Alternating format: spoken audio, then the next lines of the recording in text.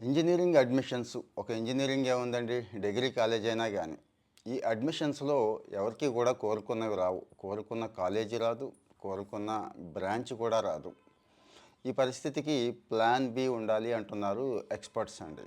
Plan B అంటే ఏం లేదు, మనం దురదృష్టవంతులం కాదు, మనం ఏమీ కోల్పోలేదు అని నిరాశ చెందకుండా ఉండటం కోసం ప్లాన్ బి. అలాగని అప్పటికప్పుడు ఏదో అడ్జస్ట్మెంట్ కాదు ఇది. అంటే అది రాలేదు కాబట్టి ఇది వచ్చింది కాబట్టి ఓకే అని చెప్పి సరి చేసేసుకొని ఏదో బాగానే ఉందిలే అని అడ్జస్ట్ అయిపోవడానికి కోసం కాదు ఈ ప్లాన్ బి అనేది. చిన్న చిన్న ఎగ్జాంపుల్స్ కూడా చెప్పుకుందాము. ఈరోజు తెలంగాణ జరుగుతోంది, ఇంకా ప్రాసెస్ ఉంది. ఆంధ్రాలో కూడా చాలా యూనివర్సిటీలు ఇంకా అడ్మిషన్స్ అనేవి జరుగుతున్నాయి. రీసెంట్గా కొన్ని ట్రెండ్స్ నేను అబ్జర్వ్ చేశానండి. సపోజు ఆంధ్ర విట్ ఉంది కదా, అమరావతి విట్ అంటాం. వెల్లూరు చాలా ఫేమస్, తర్వాత ఫోకస్ అంతా వాళ్ళు ఇక్కడ పెట్టారు. బాగుంది, యాక్చువల్గా అయితే బాగుంది. రీసెంట్ ట్రెండ్ ఏంటంటే ఒక కేటగిరీలో ఒక పిల్లాడికి 6,000 ర్యాంక్ వచ్చింది. ఇది ఎంసెట్ ర్యాంక్ 6,000 వచ్చింది. పేదవాళ్ళు కదండి అక్కడ. జనరల్గా అందరం ఏమనుకుంటామంటే కంప్యూటర్ సైన్స్ లేకపోతే ఏఈ లేకపోతే ఇంకా చాలా ఉన్నాయి కదా కంప్యూటర్ సైన్స్ రిలేటెడ్ అనుకుంటాం కదా. అక్కడ కంప్యూటర్ సైన్స్ రిలేటెడ్ 6,000 ర్యాంక్ వచ్చిన అబ్బాయికి ఖాళీ ఉంది. విచిత్రం చూడండి, కంప్యూటర్ సైన్స్లో ఉంది, ఈసీఈ లేదు. అంటే ఆ కుర్రాడు ఈసీఈ కోరుకున్నాడు. అంటే కోర్ బ్రాంచెస్కి ఈ మధ్య ఆదరణ పెరుగుతోంది, ముఖ్యంగా ఈసీఈ లాంటివి. ఆ తర్వాత వచ్చి ట్రిపుల్ ఈ అనేది గుర్తుంచుకోవాలి. సో చాలామంది నాకు కంప్యూటర్ సైన్స్ రాలేదే అని బాధపడడం మానేసి ఎక్స్పర్ట్స్ని అడగండి. ఎనీ యూనివర్సిటీ రిజిస్ట్రార్ని కానీ మంచి హెచ్ఓడీని కానీ అడిగితే వాళ్ళు చెప్పేస్తారు కంప్యూటర్ సైన్స్ రాలేదు అనే కారణం చేత బాధపడాలా ఆనందపడాలని. ఒక మంచి ఎగ్జాంపుల్ చెప్పాను, లైవ్ ఎగ్జాంపులే చెప్పాను. ఇక ఎందుకు కంప్యూటర్ సైన్స్ జోలికే అంటే పోవద్దని నేను అంటలేదు, కానీ రాకపోయినా బాధపడాల్సిన పని లేదు. ఎందుకు, కోర్ బ్రాంచెస్ తీసుకున్న వాళ్ళు ఎక్కడైనా ఫిట్ అవుతారు. కాకపోతే రేపు ప్లేస్మెంట్లు వచ్చినప్పుడు వాళ్ళకి కాస్త ప్రిఫరెన్స్ ఇస్తారు, వాస్తవమే కంప్యూటర్ సైన్స్ వాళ్ళకి. అలాగని వీళ్ళనేం వదిలేరండి, వీళ్ళకి కూడా ఇస్తున్నారు. ఈ మధ్య ట్రెండ్ మారుతోంది. ఎందుకు, వీళ్ళు కోర్లో ఉంటారు, అన్ని రకాలుగా ఎటైనా వెళ్ళగలుగుతారు, ఎక్కడైనా అవకాశాలు అందిపుచ్చుకోగలుగుతారు. కానీ కంప్యూటర్ సైన్స్ వాళ్ళు ఓన్లీ అక్కడ మాత్రమే ఉంది. రీసెంట్గా ట్రెండ్ కూడా మనం చూసాం, ఏఐ వచ్చేసింది, కోడింగ్ దగ్గర నుంచి చాలా పనులు చేసేసింది, చాలామందిని తీసేస్తున్నారు, తొలగించేస్తున్నారు, రిక్రూట్మెంట్ కూడా స్లో అయిపోయింది అనేది తెలిసిందే. సో ఆ సందర్భంగా ఇది సరే. ఇక్కడ ఈసీఈయా కంప్యూటర్ సైన్సా పక్కన పెడదాం.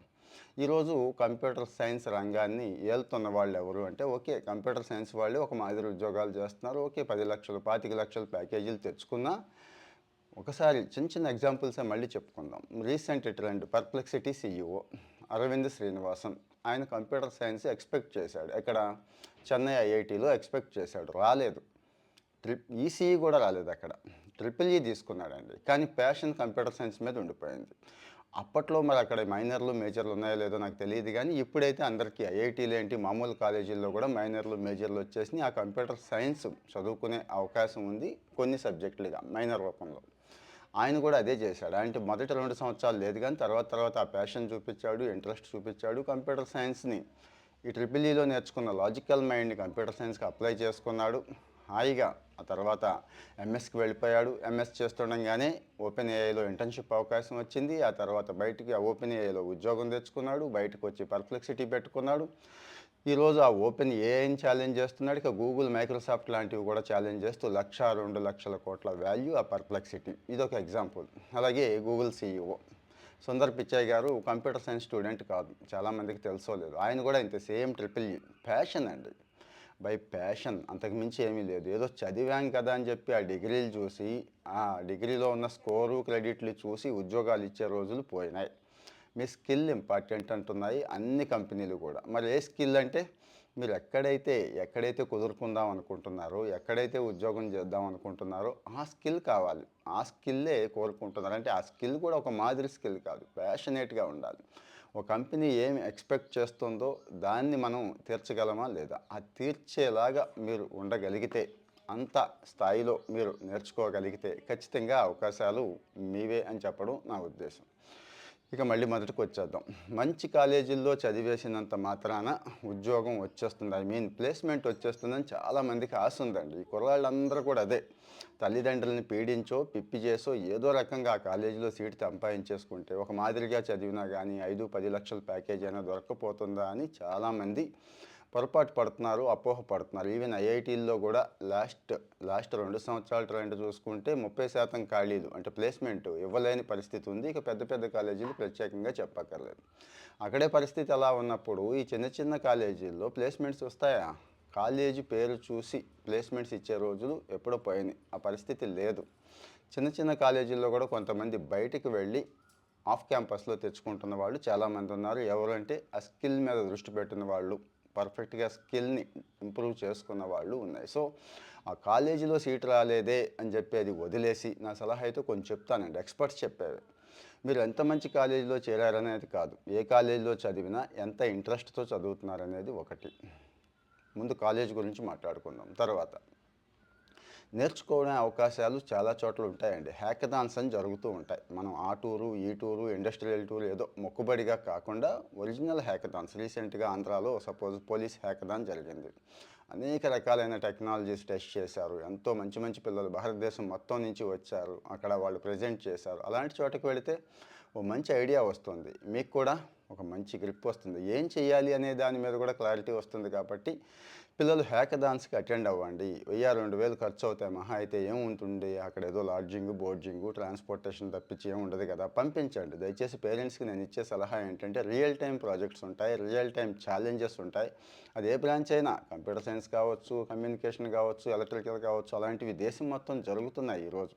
అక్కడికి వెళ్ళినప్పుడు వాడి మైండ్ పర్ఫెక్ట్గా పనిచేస్తుంది, కరెక్ట్గా కుదురుకుంటుంది. సో కాలేజ్ గురించి ఎక్కువ బెంగపడొద్దు. ఏ కాలేజ్ వచ్చినా కానీ మన మంచికే అనుకోవడం మంచిదండి. రెండోది బ్రాంచ్. మళ్ళీ చెప్పుకున్నాం కదా, బ్రాంచ్ రాలేదని చెప్పి బాగా బాధపడిపోయి ఇంకా ఏడుస్తూ చదువుతారు మిగిలిన 3 సంవత్సరాలు 4 సంవత్సరాలు కూడా. అది వద్దు. ఎలాగూ ఆ బ్రాంచ్ వచ్చింది, ఫిక్స్ అయిపోయాం, ఇక సెకండ్ ఆప్షన్ సెకండ్ థర్డ్ కౌన్సిలింగ్స్లో చేంజ్ చేసుకునే అవకాశం ఉంటే చేసేసుకోండి. అయినా కానీ రాలేదు అనుకున్నప్పుడు ఏది తీసుకున్నా కానీ ఇంజనీరింగ్ అనేది ఒక లాజికల్ బ్రెయిన్ని, లాజికల్ మైండ్ సెట్ని ఇంప్రూవ్ చేయడానికి ఉపయోగపడుతుంది. అది గుర్తుంచుకోవాలి. సో ఆ లాజిక్ని బేస్ చేసుకుని మీకున్న ప్యాషన్, ఇంజనీరింగ్ చదివి గొప్ప గొప్ప కెఫేలు నడుపుతున్న వాళ్ళు ఉన్నారు, టూరిజంలో సెటిల్ అయిన వాళ్ళు ఉన్నారు. అంటే ఫుడ్ అండ్ బెవరేజెస్ టూరిజంలోనే సక్సెస్ అయినప్పుడు మీరు ఇంజనీరింగ్ రిలేటెడ్ అంటే ఈసీఈ, ట్రిపుల్ మెకానికల్ వచ్చినప్పుడు కంప్యూటర్ సైన్స్ ఇంట్రెస్ట్ ఉంటే గనక అక్కడ సెట్ అవ్వలేరా, సక్సెస్ అవ్వలేరా, అది ఆలోచించండి. సో బ్రాంచ్ గురించి కూడా ఎక్కువ బాధపడొద్దు.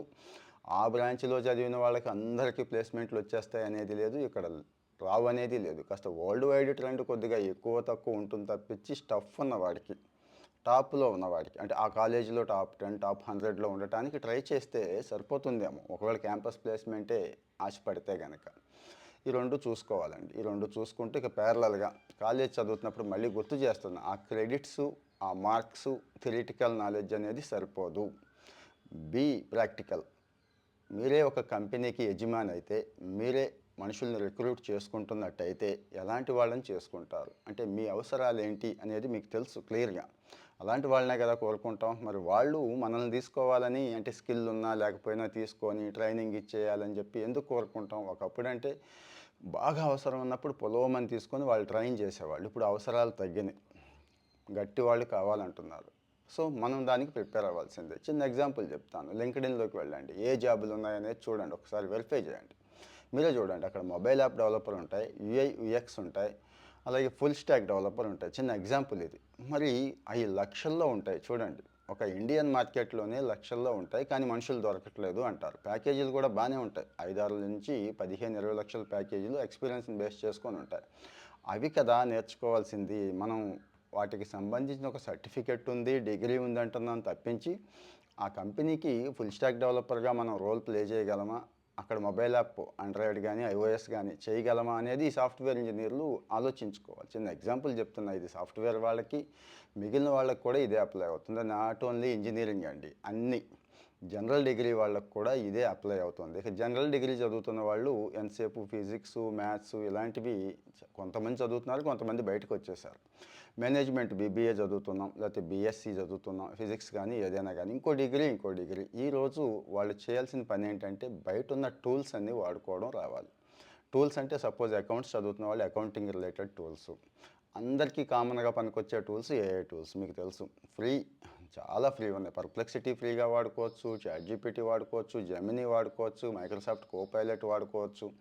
అక్కడ దాకా ఎందుకు, గట్టిగా ఎక్సెల్ వచ్చినా కానీ 30,000 40,000 జీతం ఇస్తామనే వాళ్ళు కూడా ఉన్నారు. కానీ ఆ స్కిల్ లేదు. ఇంకా ట్యాబులు, పవర్ బిఐ లాంటివి చాలా ఉన్నాయి. ఇవన్నీ ఒక స్టూడెంట్ లైఫ్లో అందరూ నేర్చుకోతగ్గవి, నేర్చుకోవాల్సినవి, అంటే ఖచ్చితంగా నేర్చుకోవాల్సినవి ఇవన్నీ కూడా. కానీ చాలామంది ఓన్లీ ఆ టెక్స్ట్ బుక్స్ మాత్రం చదివేసి వాటిని బట్టేసి గట్టిగా అక్కడ క్రెడిట్స్ తెచ్చేసుకుంటే ఉద్యోగం వచ్చేస్తుందని ఆశపడుతున్నారు, డిమాండ్ కూడా చేస్తున్నారు, తిట్టుకుంటున్నారు. మరి ఇది మంచి వాతావరణం కాదు. అందుకే నేను అంటున్నాను, అక్కడ ప్లాన్ బి అనేది రెడీ చేసుకోండి. ఆ కాలేజ్ కాకపోతే ఇంకో కాలేజ్, ఆ కోర్స్ కాకపోతే ఇంకో కోర్స్. అక్కడితో అయిపోయింది కదా. అయిపోయిన తర్వాత చేయాల్సింది ఏంటి అనేది ఇది. మరి నాకు తెలిసిన అన్ని విషయాలు కూడా చెప్పాను. అలాగని నేను చెప్పేసినంత మాత్రాన మైండ్ సెట్ మార్చేసుకుంటారు అని అనుకోవట్లేదు. కానీ లాజికల్గా ఒకసారి ఆలోచించండి. నేను చెప్పింది కరెక్టా కాదా ఆలోచించండి. ఆలోచించి నిజం అనిపిస్తే ఫాలో అయిపోండి. మీరు చూసేసి వదిలేయకుండా ఈ ఈ పరిస్థితిలో ఏ పిల్లలైతే ఉన్నారో, ఏ తల్లిదండ్రులు అయితే ఉన్నారో వాళ్ళందరికీ కూడా షేర్ చేస్తే వాళ్ళు యూస్ చేసుకుంటారు. ముందు ఈ డైలమా నుంచి బయటకు వచ్చేస్తాం. అదొక యాంగ్జైటీ కింద తయారయ్యి ఇటు తల్లిదండ్రులని, పిల్లల్ని ఇద్దరిని ఈ విషయం ఇబ్బంది పెడుతోంది అని చెప్పి ప్రత్యేకంగా నేను ఈ వీడియో చేయడానికి కారణం. సో ఫాలో అవుతూ ఉంటే ఇలాంటి విషయాలు ఇంకా షేర్ చేసుకుంటూ ఉందాం.